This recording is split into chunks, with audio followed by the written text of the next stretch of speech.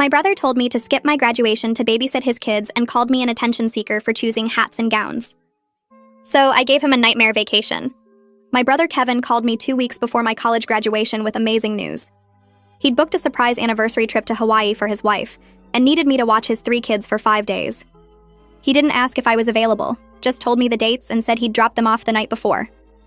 I told him those exact dates were my graduation ceremony and graduation party that I'd been planning for months. Kevin laughed and said I could walk at the next ceremony in December. When I explained this was my master's degree ceremony after 6 years of night school while working full-time, he said it was just a walk across a stage and his anniversary only happened once a year. He actually said my education would still be there later, but Hawaii tickets were non-refundable. I reminded him I'd already invited 50 people to watch me graduate, including our grandmother who was flying in from Florida. Kevin said I was being selfish, putting a piece of paper over family. He said his kids needed their aunt more than I needed to wear a silly hat and gown. When I said no, he got angry and said I'd already been his backup plan and told his wife about the trip. He couldn't disappoint her now over my need for attention. He said real adults didn't need ceremonies to feel accomplished, and I was being immature wanting people to clap for me. I asked why he couldn't get a babysitter, and he said he didn't trust strangers with his kids, and family was supposed to help each other. He'd watched his kids for free their whole lives, but somehow I owed him for being their aunt. Kevin had pulled this before when I was supposed to take the LSAT. He'd shown up with his kids saying it was an emergency, and I'd missed my test date. When I graduated with my bachelor's, he'd brought his sick kids to the ceremony, and I'd spent the whole time in the bathroom with his vomiting toddler instead of walking. Every milestone I'd had, Kevin had found a way to make it about his needs. But this time, I had a plan. I told Kevin I'd watch the kids and he could drop them off the morning of his flight. He was thrilled and started talking about how this would be good practice for when I had my own kids someday. The morning came and Kevin dropped off his 3 kids at 7 for a 9 o'clock flight. The kids were excited because I'd told them about the special surprise I had planned. As soon as Kevin left for the airport, I dressed his kids in their best clothes and told them we were going to a very important party. We arrived at my graduation venue where all my guests were waiting. I'd told everyone that my nephew and nieces would be special guests at my ceremony. The kids sat in the front row wearing signs I'd made saying, "Our aunt is amazing," and first in the family to get a master's. When my name was called, 3 little voices screamed, "That's our aunt!" louder than anyone else. The whole auditorium laughed and clapped extra hard. My 8-year-old niece Mariana took pictures with my phone while the 5-year-old twins threw flower petals I'd given them. After the ceremony, we went to my graduation party at a restaurant. I'd arranged a special kids' table with coloring books about college, graduation caps they could decorate, and mocktails with umbrellas. The kids told everyone who would listen about how their aunt was the smartest person in the world and had worked so hard for this degree. They sang the graduation song they'd learned in the car. My grandmother made them honorary graduates and gave them candy diplomas. The kids had the time of their lives being the center of attention at an adult party where everyone treated them like VIPs. Meanwhile, Kevin and his wife landed in Hawaii and discovered their hotel had been canceled. Kevin had given me his credit card for emergencies with the kids, and I'd used it to cancel their reservation since clearly the kids graduating with me were an emergency. They had to pay triple for a last-minute booking at a different hotel. Kevin called, furious, shouting that I was a psycho who'd ruined his marriage and he would beat me once he came back. I hung up on Kevin and silenced my phone, watching the screen light up with text after text. My friends crowded around the kids' table where Mariana was showing everyone the photos she'd taken during the ceremony. The twins were making their 3rd trip to the dessert table, their faces covered in chocolate frosting. Grandmother Lynette sat at the head table with my degree propped up next to her plate, telling anyone who'd listen about how proud she was. My best friend from work grabbed my arm and pulled me toward the dance floor, where a group had started dancing to the restaurant's playlist. I let myself get swept up in the celebration, refusing to look at my phone even though I could feel it buzzing in my pocket every few seconds. The kids joined us on the dance floor, and Ryder tried to teach everyone his version of the floss while his sisters collapsed in giggles. My phone kept vibrating, but I ignored it, focusing instead on Zoe's determined face as she attempted to spin like a ballerina. The restaurant manager came over to congratulate me and mentioned that the kids had told him at least 5 times that their aunt was the smartest person in the world. I danced with my grandmother, who moved slower than everyone else but refused to sit down, and she whispered that this was exactly the kind of celebration I deserved. My phone buzzed again, and I finally pulled it out to see 17 new messages, all from Kevin, each one more angry than the last. I read the first few where he called me selfish and manipulative before putting it back in my pocket. The party went on for another 2 hours, and the kids never stopped smiling, completely unaware that their father was having a meltdown 3,000 miles away. The restaurant closed at 9, and everyone started heading home. I loaded the kids into my car with their party favors and leftover cake while they chattered about their favorite parts of the day. My phone had stopped buzzing as much, but when I checked it at a red light, I saw I had 6 voicemails. I waited until I got the kids settled at my apartment with a movie before I went into my bedroom and closed the door. The first voicemail started with Kevin screaming so loud I had to hold the phone away from my ear. He called me every name he could think of, his voice getting higher and more frantic as he described finding out the hotel was canceled. The second message was worse, with him threatening to tell everyone in the family what a horrible person I was. By the third voicemail, his voice had changed from angry to something darker, promising that he would make sure I regretted this decision. The fourth message focused on money, with Kevin listing every dollar the hotel cancellation had cost him and demanding I pay him back immediately. In the fifth voicemail, he brought up every time I'd ever disappointed him, going back to childhood incidents I'd forgotten about. The final message was the worst, with Kevin's voice dropping to a threatening whisper as he said he'd deal with me when he got back and I'd better watch myself. I saved all the voicemails and took screenshots of his text messages, something telling me I might need evidence of his threats later. My hands were shaking when I came back out to check on the kids, but they were absorbed in their movie and didn't notice. Grandmother Lynette called around 10 to say goodnight before heading to her hotel. I stepped onto my apartment balcony so the kids wouldn't hear our conversation. She asked how I was holding up, and I admitted that Kevin's messages had been pretty intense. There was a long pause before she told me she needed to share something with me. Her voice got quiet as she explained that Kevin had pulled similar stunts throughout his life, always expecting everyone to rearrange their plans for his convenience. She brought up her retirement party 15 years ago, when Kevin had insisted she reschedule it because he'd booked a fishing trip that same weekend. My grandmother had actually changed the date, and half her friends couldn't come to the new one. Then there was my aunt's wedding, where Kevin had caused a huge scene because the ceremony conflicted with his son's baseball game, demanding the wedding start 2 hours earlier. My aunt had refused, and Kevin had shown up late, making a big entrance that drew attention away from the bride. Grandmother Lynette's voice cracked slightly as she said she was proud of me for finally standing up to him. She admitted she'd been too soft on Kevin when he was growing up, always giving in to his demands because it was easier than dealing with his tantrums. She said someone needed to show him that the world didn't revolve around his schedule and his wants. I felt tears starting as she told me she was glad I had the courage to do what she should have done years ago. We talked for 20 more minutes about Kevin's pattern of behavior and how it had affected the whole family.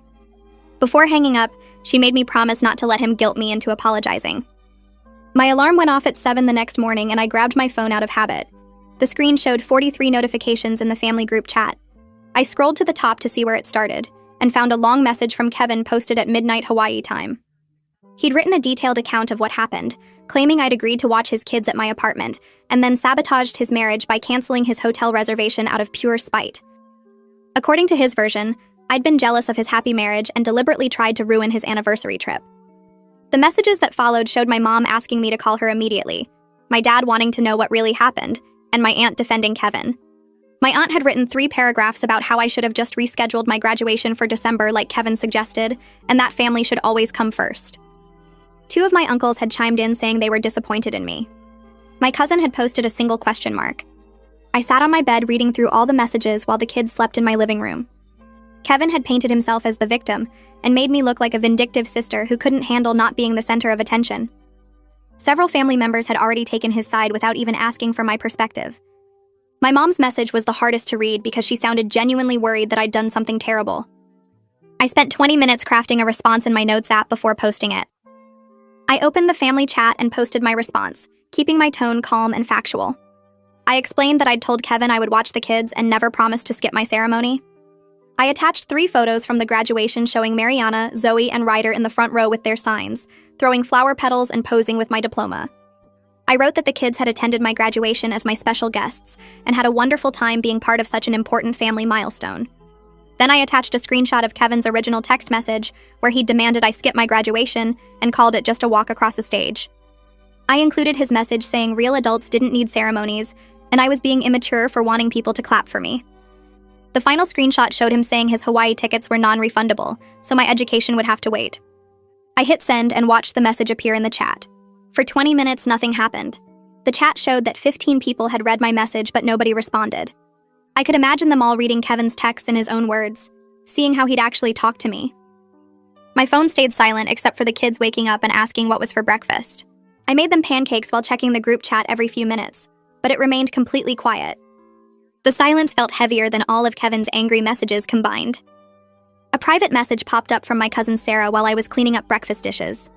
She wrote that she'd been waiting years for someone to call out Kevin's manipulation, and she was glad I'd finally done it.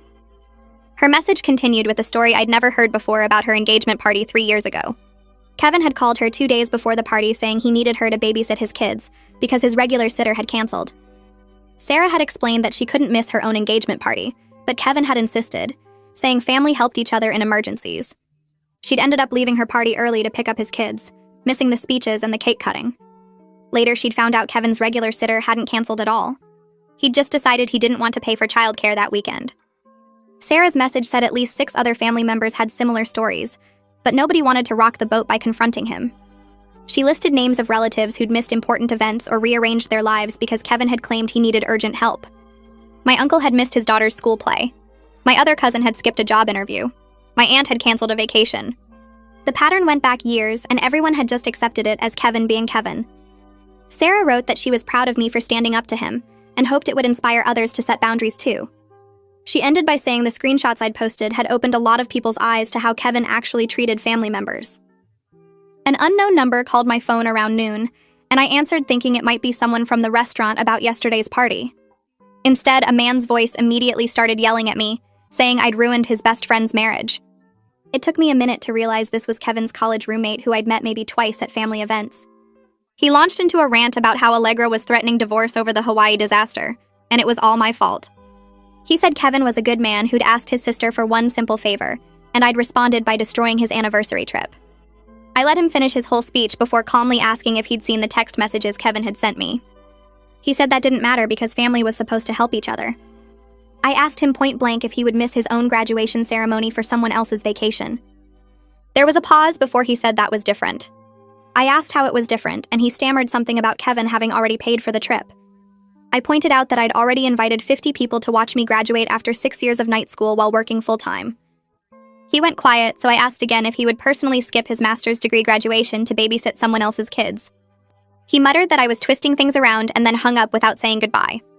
I stood in my kitchen holding the phone and feeling oddly satisfied that even Kevin's best friend couldn't actually defend his behavior when pressed on the specifics. The kids were playing in my living room when my phone rang again on the second day of Kevin's trip.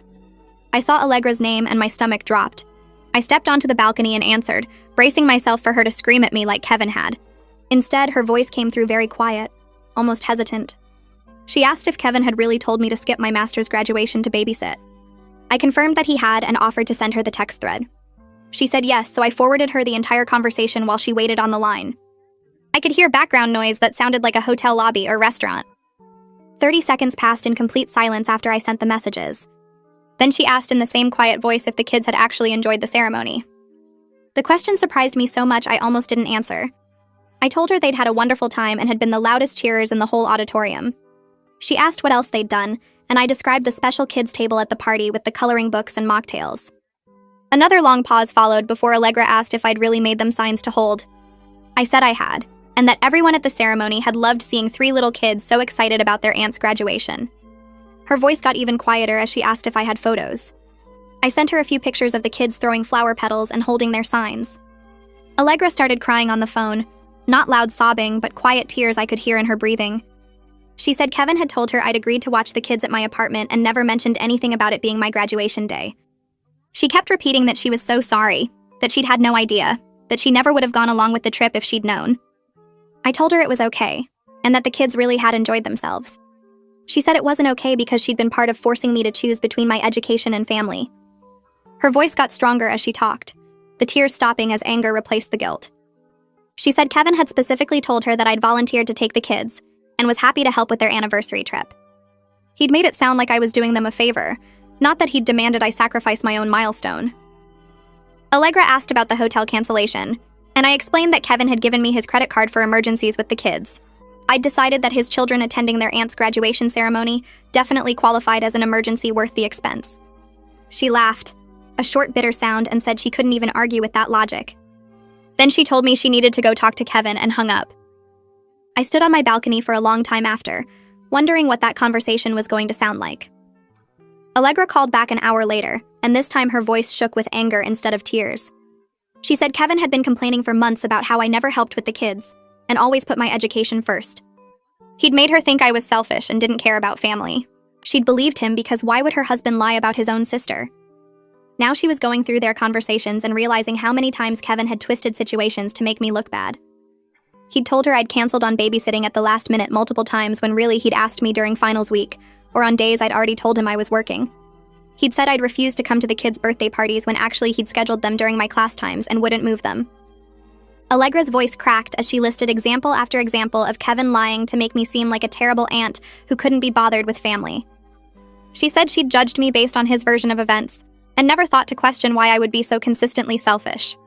Now she understood that Kevin had been lying to make sure she wouldn't question why I was never available for his last-minute childcare demands. She apologized again and said she was going to need time to process what this meant about her marriage.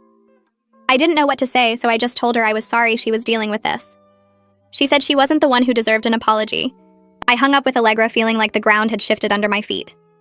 My phone buzzed almost immediately with a new call, and I saw Kevin's parents' number flash across the screen.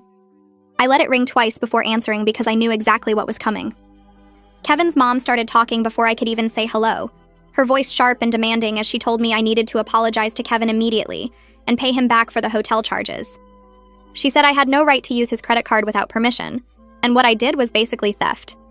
I waited until she finished her speech and then reminded her very calmly that Kevin had given me that card specifically for emergencies with the kids. His children attending their aunt's graduation ceremony after he tried to make me miss it absolutely qualified as an emergency in my book. She started to argue, but I told her I had to go check on the kids and hung up before she could launch into the guilt trip I could hear building in her voice. My hands were shaking as I set the phone down on the kitchen counter, and I realized I'd been holding my breath through most of that conversation. The doorbell rang 20 minutes later, and I opened it to find Davina standing there with 2 bottles of wine and a bag of takeout. She took one look at my face and pushed past me into the apartment, heading straight for my kitchen to grab wine glasses. She poured us each a generous amount, and then made me sit down at the table and recount the entire story from the beginning. I told her everything, from Kevin's original demand that I skip graduation, to the hotel cancellation, to Allegra's phone calls, and by the end, Davina was staring at me with her mouth hanging open. She set down her wine glass and declared that I was officially her hero for finally standing up to Kevin's manipulation after all these years. She reminded me of all the times I'd rearranged my life for his convenience, like when I'd canceled my birthday dinner because he needed a babysitter, or when I'd worked from his house for a week when his kids had chicken pox. Davina said watching those 3 kids cheer for me at graduation was the perfect response to years of Kevin treating my achievements like they didn't matter. She raised her glass and made me toast to finally putting myself first, and I felt some of the tension leave my shoulders as we clinked glasses together. The kids were in the living room building a blanket fort when my phone rang again 2 days later. I saw my mom's number and my stomach dropped because I knew Kevin must have gotten to her. I answered and she launched right into it, saying I should have been the bigger person and just rescheduled my graduation ceremony for December, like Kevin suggested. Her voice had that disappointed tone that always made me feel like I was 10 years old again and had done something wrong. I tried to explain that this was my master's degree after 6 years of night school while working full-time, and that 50 people had been there to watch me walk, including her own mother who flew in from Florida. My mom cut me off and said family should always come first no matter what, and now Kevin's marriage was in trouble because of my selfishness. She said Allegra was threatening to leave him and take the kids, and it was all my fault for being petty about a ceremony. I could feel my blood pressure rising as she talked, and I had to grip the phone tighter to keep from throwing it across the room. I took 3 deep breaths before responding, because I was actively stopping myself from screaming at my mom that Kevin's marriage problems weren't my responsibility. Instead, I asked her in the calmest voice I could manage how many of my life events she'd like me to sacrifice before I was finally allowed to prioritize myself. I reminded her that Kevin had already made me miss my LSAT and ruined my bachelor's graduation, and this was supposed to be my moment after years of hard work. My mom went completely quiet on the other end, and I could hear her breathing change. She said in a much softer voice that she'd call me back later because she needed to think about what I'd said. I knew that meant she was going to talk to my dad about whose side to take in this family drama. After we hung up, I sat on my couch staring at the wall for a long time while the kids played happily in their fort, completely unaware that their parents' marriage was falling apart in Hawaii. My phone rang again that evening, and this time it was grandmother Lynette calling from her hotel. She told me not to let my mother guilt me about the graduation situation, and then she shared something I'd never known before. She said my mom had always made excuses for Kevin because he was the oldest child, and she had different expectations for him than she had for me. Lynette explained that when Kevin was young, he'd throw massive tantrums until he got his way, and my mom had learned to just give in rather than deal with the screaming. She said it was a pattern she recognized from her own parenting mistakes with my mom, and she was sorry I'd had to deal with the consequences of that for so many years. Lynette told me she was proud of me for standing up for myself, and that my grandfather would have been proud too. Her voice got emotional as she said she wished she'd done more to stop this pattern when Kevin was younger, instead of watching him manipulate everyone around him. I thanked her and told her it meant everything to hear that from her. And after we hung up, I felt like at least one person in this family understood what I'd been dealing with. The kids stayed with me for 2 more full days, and they couldn't stop talking about the graduation like it was the best day of their entire lives. They made crafts about college using construction paper and glitter, cutting out little graduation caps and writing my name on diplomas they decorated with stickers. Ryder and Zoe kept playing graduation ceremony with their stuffed animals, making them walk across the coffee table while they cheered and threw imaginary flower petals. Mariana asked me very seriously if she could come to my next graduation when I became a doctor, because she wanted to throw more real flower petals. I had to explain that I was done with school now and wouldn't be having any more graduation ceremonies, but I was incredibly touched that she thought I was smart enough to become a doctor.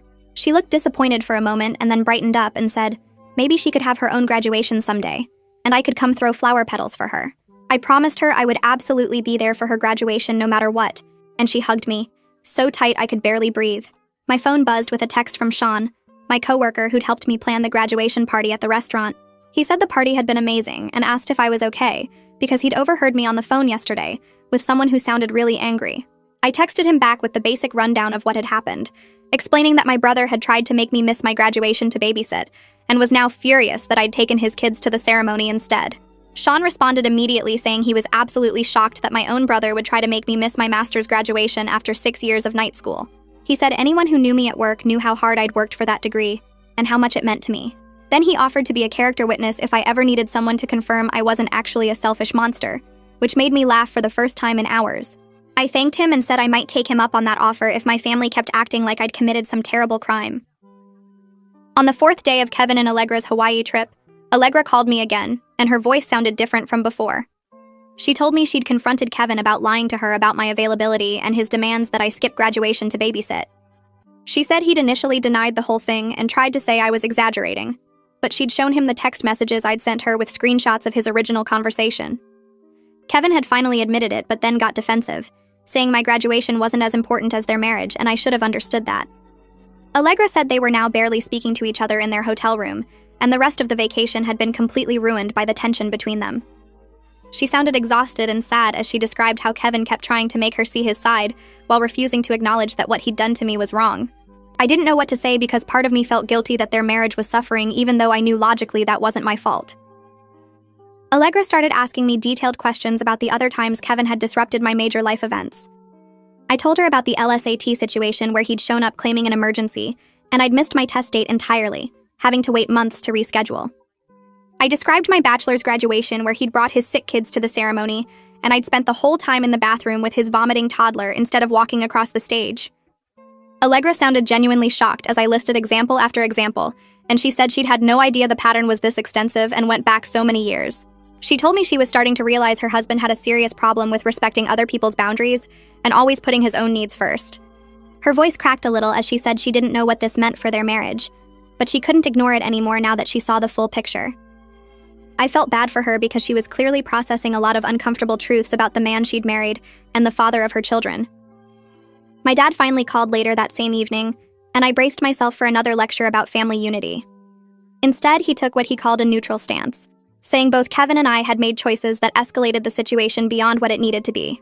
He said we needed to sit down and talk it out like adults when Kevin got back from Hawaii, so we could move past this as a family. I appreciated that he wasn't automatically siding with Kevin the way my mom had, but I was frustrated that he was treating this like a both sides issue when the facts were pretty clear. Kevin had a decade-long pattern of manipulating me into sacrificing my important moments for his convenience, and I'd finally said no. I told my dad I was willing to talk, but I wasn't going to apologize for attending my own graduation ceremony, and he said that was fair enough. After we hung up, I realized that even though my dad was trying to be diplomatic, at least he wasn't demanding I make things right with Kevin like everyone else seemed to expect. The family group chat lit up around lunchtime the next day. My aunt posted this long message about how family is forever, and we needed to remember forgiveness and unity during hard times. She suggested we all get together when Kevin got back from Hawaii to work through our differences as a family. I stared at my phone while the message sat there for maybe 2 minutes. Then my cousin replied that maybe Kevin should apologize first before everyone gathered to make him feel better about what he did. 3 thumbs-up reactions popped up on her message within seconds. I watched more relatives add their thumbs up until there were 6 total. Nobody responded to my aunt's message about unity. I put my phone down and focused on getting through the rest of the day with the kids. That evening, I picked up pizza from the place the kids always begged for when they stayed over. We sat at my small kitchen table with paper plates, and the twins were fighting over who got the last breadstick. Ryder suddenly got quiet and looked at me with these serious eyes. He asked why his daddy sounded so angry on the phone yesterday. He said he heard his mommy crying in the bathroom after they talked. My stomach dropped, but I kept my voice normal. I told him sometimes grown-ups have disagreements, but everything would be okay. He nodded and went back to his pizza, but I could tell he was still thinking about it. I spent the rest of dinner trying not to panic about how much these kids were picking up on. They were supposed to be having fun at their aunt's place, not worrying about their parents fighting in Hawaii. After dinner, we were cleaning up when Mariana came over and stood really close to me. She had this look on her face like she was about to say something important. She told me very seriously that she wanted to go to college like me someday. Then she asked if her daddy would try to make her miss her graduation too. The question hit me so hard I had to grab the counter. This 8-year-old had already figured out her father's pattern. She'd watched him try to ruin my graduation and connected it to her own future. I knelt down so I was at her eye level and promised her I would be there for her graduation no matter what. I told her she could be anything she wanted and nobody would stop her from celebrating her achievements. She hugged me tight and whispered thank you. I held her for a minute, trying not to cry because this little girl shouldn't have to worry about this stuff. The next morning, my phone buzzed with a text from Kevin. He and Allegra were coming back early from Hawaii. They'd cut their trip short by a whole day because the tension between them made the vacation impossible. Kevin said he was coming to pick up his kids and we needed to talk. My stomach dropped when I read it. This confrontation had been building since the moment he called from the airport 5 days ago. I knew it was going to be bad. I texted back that he could pick up the kids, but we weren't having any conversation until he calmed down. I reminded him that he threatened to beat me in his last voicemail. The message sat there for a few minutes before he responded. He said I was being dramatic and he was just angry when he said that. He promised he'd keep it civil for the kids' sake. I didn't believe him, but at least now I had it in writing that he'd stay calm. Around 3 in the afternoon, my neighbor knocked on my door. She looked worried and told me there was a man sitting in a car outside my building. He'd been there for 20 minutes just staring up at the windows. I thanked her and went to look out my front window. Kevin's car was parked right across the street. I could see him in the driver's seat just sitting there. He was working himself up to whatever he planned to say to me. My hands started shaking. I pulled out my phone and called Davina. I asked if she could come over as a buffer for when Kevin came up. She said she'd be there in 15 minutes and asked if I wanted her to bring her boyfriend. I said yes without even thinking about it. Her boyfriend was this big guy who played rugby, and I knew Kevin wouldn't try anything with him standing there. I wasn't actually scared Kevin would hurt me with witnesses around, but I wanted him to know I wasn't facing him alone. Davina and her boyfriend showed up 12 minutes later. They barely had time to sit down before there was a knock at my door. I looked through the peephole and saw Kevin standing there. His face was bright red from sunburn and he looked completely worn out. I opened the door and he barely glanced at me before asking where his kids were. The kids heard his voice and came running from the bedroom. They were so excited to see him and started talking over each other about graduation. Mariana pulled out my phone to show him the photos she'd taken. I watched Kevin's jaw get tight as he scrolled through pictures of his kids holding signs about their amazing aunt. His face got redder with each photo. The kids ran to gather their stuff from the bedroom. Kevin turned to me and said we weren't done with this conversation. He expected me to make things right with his wife. I looked him straight in the eye and told him I had nothing to make right. I kept his kids safe and gave them a wonderful experience. If his marriage was in trouble, it was because of his own lies.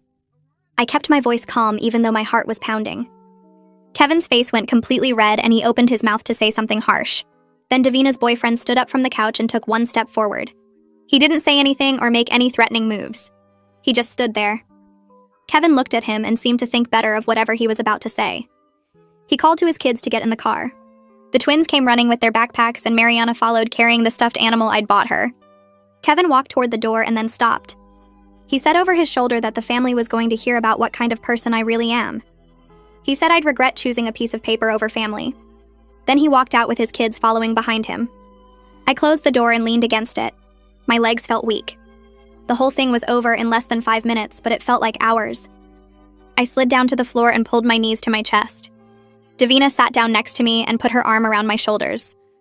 I started crying and couldn't stop. It wasn't the big dramatic breakdown I expected. It was just this quiet, exhausted crying where I couldn't catch my breath properly. Davina didn't say anything at first. She just held me and let me cry. Her boyfriend stood near the door for a minute, then quietly said he'd wait in the car to give us privacy. After he left, Davina pulled me closer and told me I did nothing wrong. She said Kevin's anger was just him realizing he couldn't control me anymore. She said he'd spent years making me feel guilty for having my own life, and now he was losing that power. I wiped my face on my sleeve and told her I felt stupid for crying. She said I wasn't stupid. She said standing up to family was harder than standing up to strangers because family knew exactly which buttons to push. We sat on the floor for another 20 minutes while I calmed down.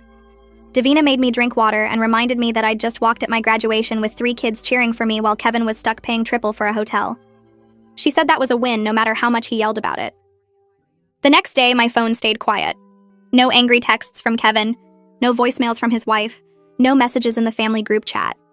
It was almost weird after 5 days of constant notifications. Around noon, I got a text from Allegra. She asked if we could meet for coffee without Kevin knowing. I stared at the message for a full minute. I didn't expect to hear from her at all, let alone without Kevin. I texted back that I could meet her. We agreed on a cafe halfway between our places for the next afternoon. I spent the rest of the day wondering what she wanted to say. Part of me worried it was a trap. Maybe Kevin sent her to yell at me in person. Maybe she wanted to guilt me about their marriage problems. But another part of me hoped she just wanted to hear my side of things. I got to the cafe 15 minutes early and ordered coffee. I sat at a corner table where I could see the door.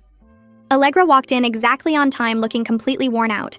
She had bags under her eyes and her hair was pulled back in a messy ponytail. She ordered tea and sat down across from me without making eye contact at first. She wrapped both hands around her cup and stared at it for a few seconds. Then she looked up and told me she hadn't been sleeping. She said she'd been thinking about all the times Kevin manipulated situations to his advantage. I stayed quiet and let her talk. She started listing examples I didn't even know about. She said Kevin told her parents she was too busy for visits when really he just didn't want to drive there. He canceled plans with her friends by claiming the babysitter fell through when he never actually called one. He told her sister they couldn't make it to her birthday because the kids were sick, but the kids were fine and he just wanted to watch a football game. She said once she started looking for the pattern, she saw it everywhere. Allegra put her cup down and looked straight at me. She said Kevin had been painting me as the selfish sister who refused to help with family for years. She believed him because she had no reason to question his version of events. She apologized for judging me without knowing the full story. Her voice cracked a little when she said she was sorry. Then she told me she'd given Kevin an ultimatum. Either he started marriage counseling or she was taking the kids to her parents' house. She said she meant it. She wasn't going to raise her kids thinking it was okay to lie and manipulate people to get what you want. I told her I appreciated the apology, but she didn't need to apologize for believing her husband. She shook her head and said she should have questioned things more. She said there were signs and she ignored them because it was easier. I was careful with my words because this was still her husband and the father of her kids. But I did share the full history of Kevin disrupting my milestones. I told her about missing my LSAT because he showed up with an emergency that wasn't really an emergency. I told her about spending my bachelor's graduation in the bathroom with his sick kid while everyone else walked. I told her about every time he'd expected me to drop everything for his convenience and made me feel guilty when I said no. Allegra's face got more upset with each story. She said she saw now that his behavior wasn't just about me. It was a pattern of prioritizing his needs over everyone else's. She said she'd been making excuses for him because she loved him and wanted to believe he was just stressed or overwhelmed. But now she realized it was deeper than that. We talked for 2 hours. Allegra ordered another tea and I got a second coffee. She told me Kevin's parents had always enabled this behavior by bailing him out of consequences and expecting others to accommodate him. She said his mom called her yesterday demanding she forgive him and stop making a big deal out of one ruined vacation. That phone call made her realize the problem ran deeper than just Kevin. His whole family had trained him to expect special treatment. She said his mom actually told her that Kevin was sensitive and needed extra support, like he was still a child instead of a grown man with 3 kids. Allegra said that conversation opened her eyes more than anything else. She saw where Kevin learned to act this way and why he thought it was acceptable. Before we left, Allegra asked if I'd be willing to attend a family therapy session with her and Kevin. She said a professional needed to hear both sides. I hesitated because I didn't want to be dragged into their marriage problems. She reached across the table and touched my hand. She said it would help to have someone who could speak to Kevin's pattern of behavior beyond just her observations. She said the therapist needed to hear from someone outside their marriage who'd experienced the same manipulation. I thought about it for a minute. Part of me wanted to say no and stay out of their mess. But another part of me knew Allegra was trying to fix things and needed support. I agreed to one session but made it clear I was doing this to support her, not to reconcile with Kevin on his terms. I told her I wasn't interested in family mediation where everyone pretends the problem is equal on both sides. She nodded and said she understood. She said the therapist would focus on Kevin's behavior patterns, not on making me compromise or apologize. Allegra hugged me before we left the cafe. She said she was grateful I stood up for myself because it opened her eyes to things she'd been ignoring. She said watching Kevin's reaction to not getting his way showed her how much he expected everyone to bend to his needs. She thanked me for being honest with her even though it was uncomfortable. That evening, my mom called. Her tone was completely different from the last time we talked. She sounded less angry and more worried. She said she'd been talking to my dad and grandmother about everything that happened. She admitted she'd been making excuses for Kevin's behavior for too long. She said she was sorry for not supporting me right away. She said she should have recognized the pattern years ago instead of telling me to be more flexible. I didn't say anything at first because I wasn't sure if this was real or if she'd change her mind again tomorrow. She kept talking and told me she'd been thinking about all the times she chose Kevin's comfort over my needs. She said she didn't realize how much damage that had done until grandmother pointed it out to her. My mom's voice got quieter.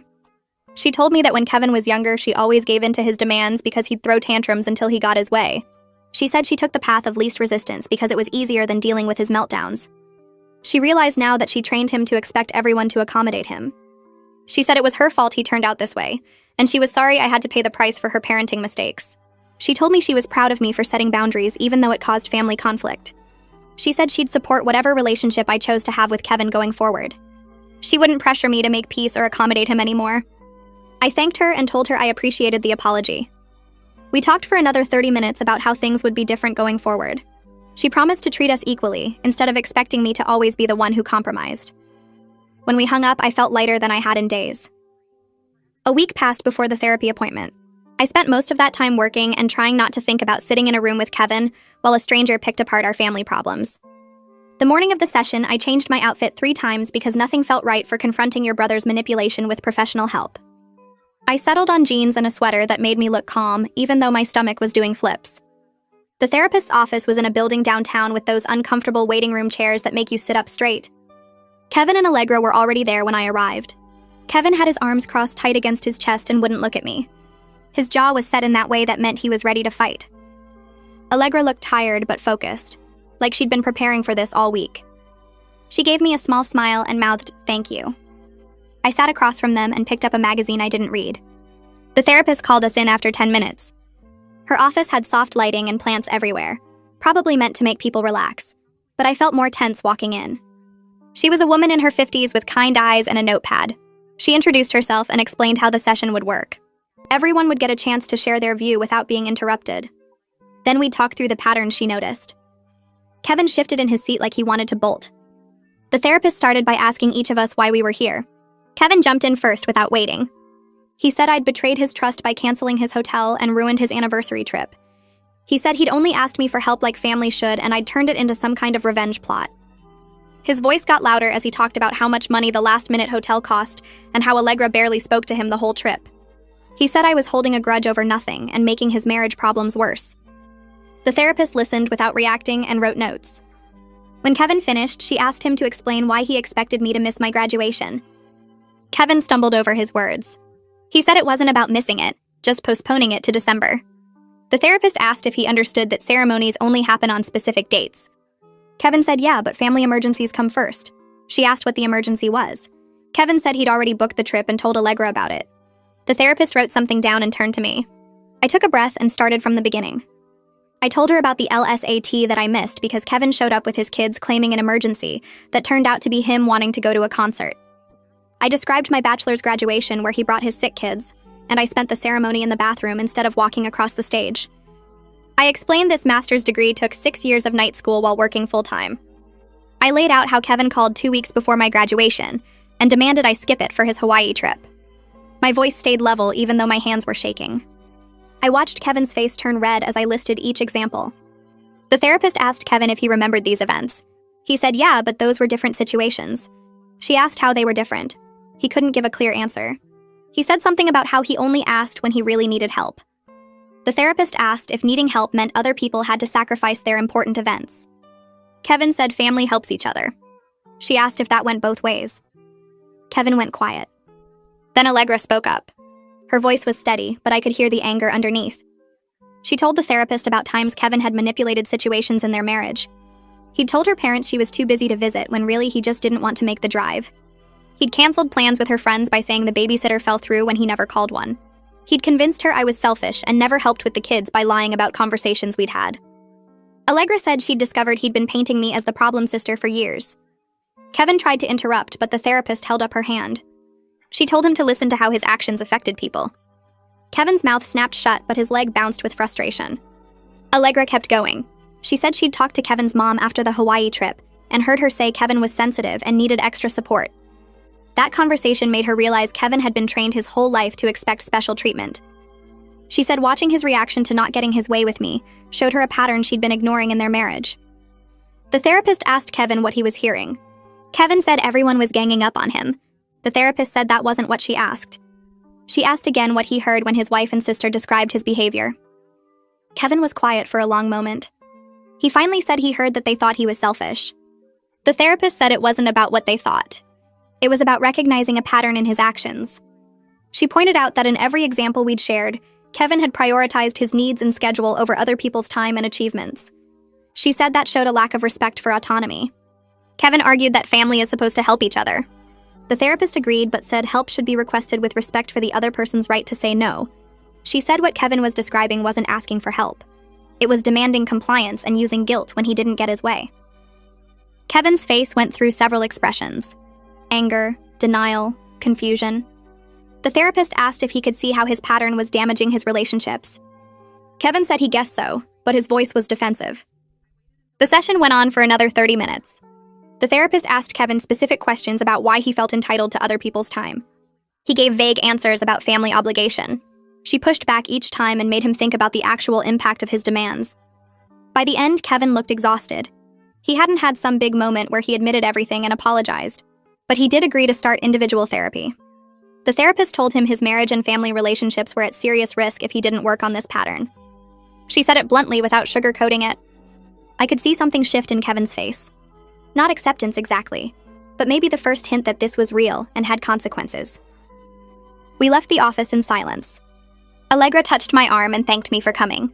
She said having concrete examples from outside their marriage helped the therapist see the full picture. Kevin walked to his car without saying anything to me.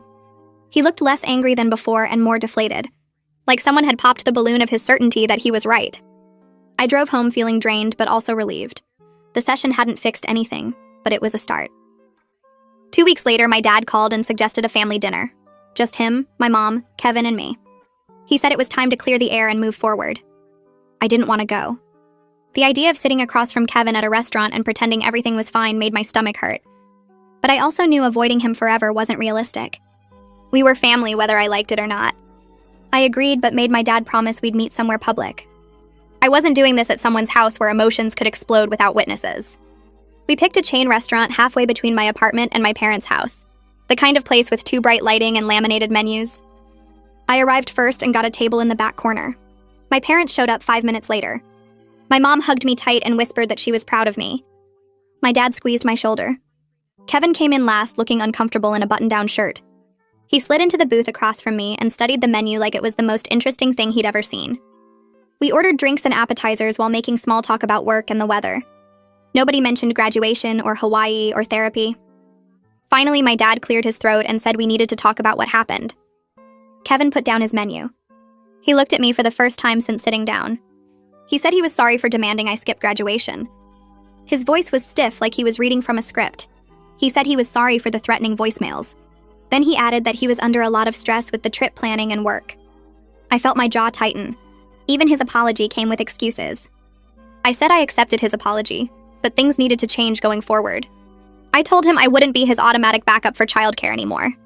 If he wanted my help, he needed to ask respectfully and accept no as an answer. Kevin nodded but didn't say anything. My dad spoke up then.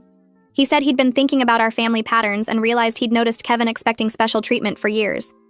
He said it needed to stop. Kevin's eyes went wide. He clearly expected our parents to take his side like always. My dad kept going. He said Kevin was an adult with his own family and needed to respect other people's schedules and boundaries. My mom added that she was sorry for enabling Kevin's behavior. She said she'd been making excuses for him since he was young and it wasn't fair to me. She promised to treat us more equally going forward. Kevin looked shocked. His mouth opened and closed, but no words came out. I could see him processing that our parents weren't going to automatically defend him anymore. The rest of dinner was awkward but productive. We set some basic rules. Kevin would ask for help at least 2 weeks in advance. I had the right to say no without guilt trips or manipulation. Our parents would stay neutral instead of pressuring me to accommodate him. Kevin agreed to all of it, though he still looked shell-shocked. When we left the restaurant, I felt lighter. The dinner hadn't been some magical fix. Kevin still tried to justify his behavior and shift blame. But it was progress. Our parents had backed me up. Kevin had apologized even if it wasn't perfect. And we had clear boundaries now instead of the unspoken expectation that I'd always give in. 3 weeks passed, and I got a text from Kevin that made me do a double take. He was asking if I could watch the kids in 2 months for a date night with Allegra. Not telling me, not demanding, actually asking with a please and everything. The message said he understood if I was busy and to let him know either way. I stared at my phone for a full minute trying to process this version of my brother, who used complete sentences and acknowledged I had my own schedule. I texted back that I could do it and thanks for asking so far ahead. He sent a thumbs up. No guilt trip about how I owed him. No lecture about family obligations. Just a simple thanks and the date. This was how normal siblings were supposed to interact. I felt weird about how weird it felt. Grandmother called a few days later, sounding pleased with herself. She'd been talking to various family members, and apparently I'd started something. My cousin told Kevin she wouldn't do last-minute babysitting anymore, and needed at least a week's notice. My aunt informed him she had her own life and couldn't rearrange her plans for his convenience. Kevin's father-in-law apparently gave him an earful about respecting people's time after Allegra filled him in on the graduation situation. Grandmother said Kevin was learning the hard way that he couldn't manipulate everyone into being his personal support staff. She sounded proud when she said it looked like I'd inspired a minor rebellion. I laughed and said I just wanted to walk at my own graduation without drama. She said sometimes one person standing up makes others realize they can too. The family grapevine was buzzing with people comparing notes about times Kevin had pulled similar stunts, and they'd just gone along with it to keep the peace. Work became my escape from thinking about family dynamics. My boss called me into her office and congratulated me on the master's degree. She said a management position was opening up in 3 months, and she wanted me to apply.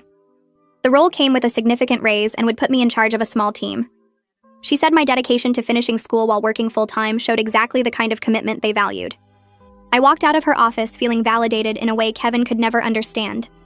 He'd spent years making me feel selfish for prioritizing my education. Now that education was opening doors he'd never have access to. All those nights I'd stayed up studying after work shifts. All those weekends I'd spent writing papers instead of relaxing. It was paying off in concrete ways that had nothing to do with ceremonies or pieces of paper. A package arrived at my apartment with Mariana's name in the return address. Inside was a drawing she'd made at the school of the graduation ceremony. She'd drawn all of us wearing caps and gowns, even though only I had actually worn one. The stick figures had huge smiles, and she'd written in crayon at the top, "My aunt is the smartest." I felt my throat get tight looking at it. This 8-year-old had been paying attention. She'd seen me work hard and achieve something, and it mattered to her. I bought a simple black frame and put it on my desk at work right next to my actual diploma. Every time I looked at it, I remembered why standing up to Kevin had been the right choice. Not just for me, but for his kids who were watching and learning what it meant to respect other people's goals. Allegra texted me a month after graduation asking if I wanted to come to the kids' school play. She said Kevin would be there, but they were trying to do normal family things, and the kids really wanted me to see their performance. I agreed because I wasn't going to punish the kids for their father's behavior. The elementary school auditorium was packed with parents holding phones ready to record. I spotted Allegra and sat next to her. Kevin was on her other side looking uncomfortable in a button-down shirt. He nodded at me when I sat down. I nodded back. We didn't speak. The lights dimmed and kids filed onto the stage in homemade costumes. Mariana played a tree in the forest scene and took her role very seriously. The twins were rabbits and kept waving at us in the audience. After the show ended, we all stood in the lobby while the kids ran around hyped up on juice boxes and cookies. The atmosphere felt stiff, like we were all trying too hard to act normal. But the kids were happy to have both their aunt and parents there. That was what mattered. Kevin walked up to me as we were leaving and cleared his throat. He said thanks for coming. Then he added that his therapist had been helping him understand why he always felt like his needs should come first. He said it was hard to recognize the pattern when you'd been doing it your whole life. He admitted he still struggled with it, but he was working on being more aware. I appreciated the honesty even though I knew change would be slow.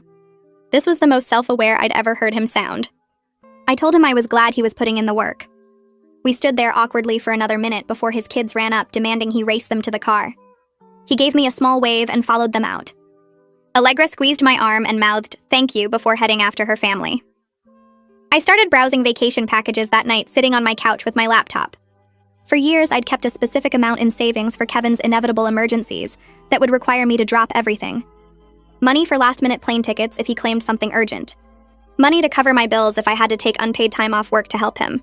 That fund had just been sitting there waiting to be used for his benefit. I realized I didn't need it anymore. I wasn't his backup plan. I transferred the money to a different account and started looking at beach resorts.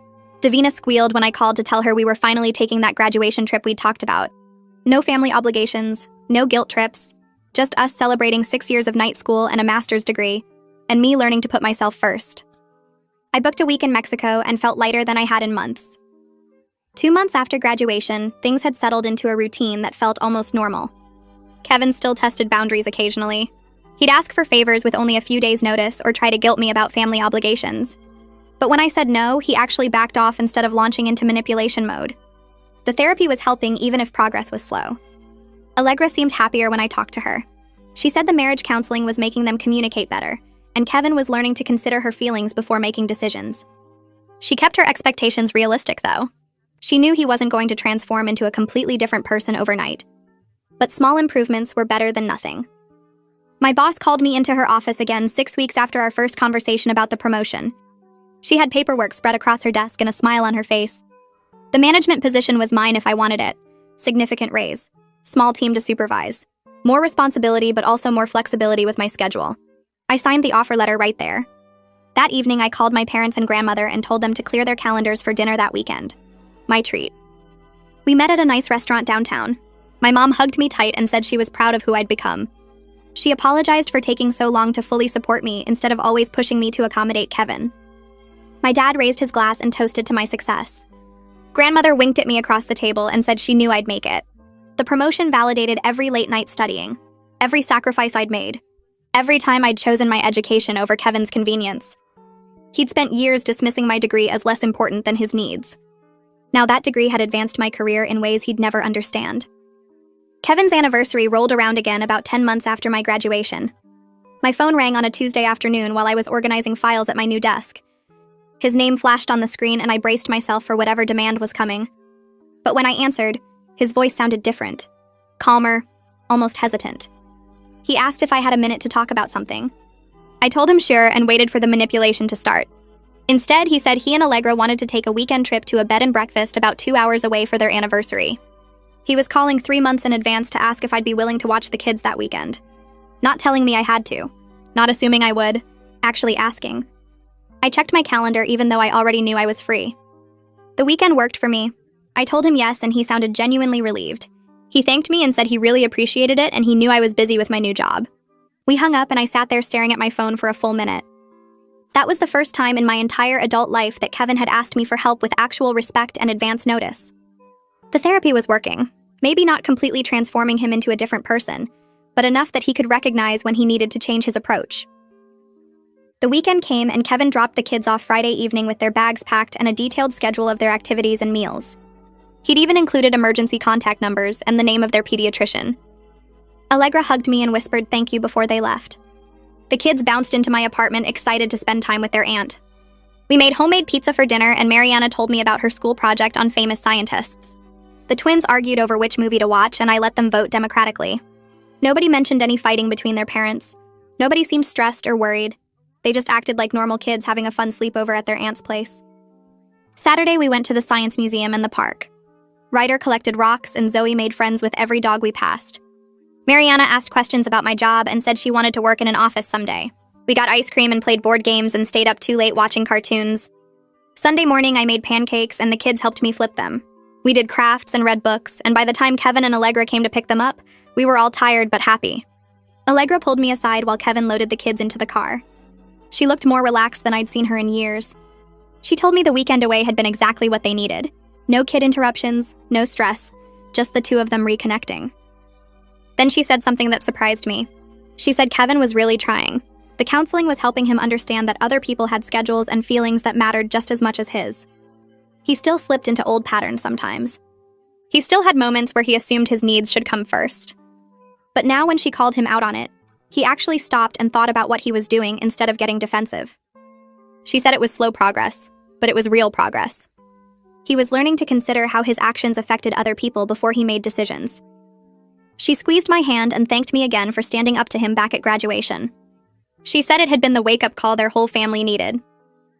6 months after my graduation, I was walking out of the grocery store with bags in both hands when someone called my name. I turned and saw a guy about Kevin's age heading toward me. It took me a second to recognize him as the college friend who'd called to yell at me about ruining Kevin's marriage. My stomach dropped. He stopped a few feet away and looked uncomfortable. He said he owed me an apology. He'd heard Kevin's side first and called me without getting the full story. He said Kevin had been talking to him about the therapy sessions and about recognizing his patterns of manipulation.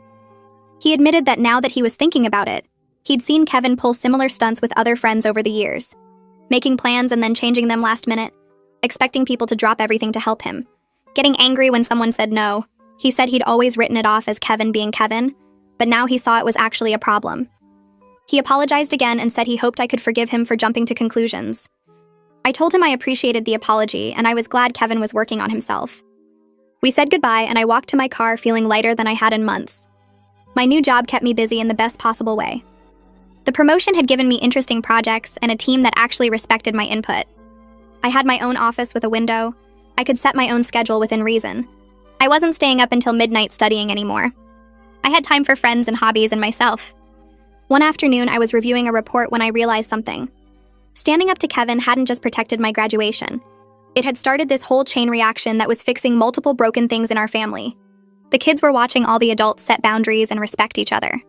They were learning that it was okay to say no, that your achievements mattered. That family support meant actually supporting each other's important moments instead of demanding sacrifice. Allegra was more confident in her marriage because Kevin was finally being honest with her. My parents were treating Kevin and me more equally, instead of always expecting me to accommodate him. Even extended family members were setting their own boundaries with Kevin now. Family gatherings still got tense sometimes. Kevin still occasionally slipped back into his old entitled behavior. But now there were consequences.